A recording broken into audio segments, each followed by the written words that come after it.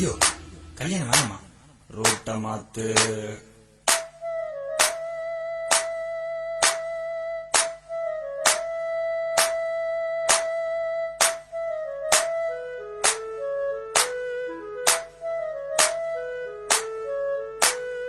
என்ன கண்கள் என்ன கண்கள், என்ன கண்ணம் என்ன கண்ணம், தங்கம் பூசிய தாமர கண்ணம், என்ன உதடு என்ன உதடு, வெறி பழம் போல் சிவந்த உதடு.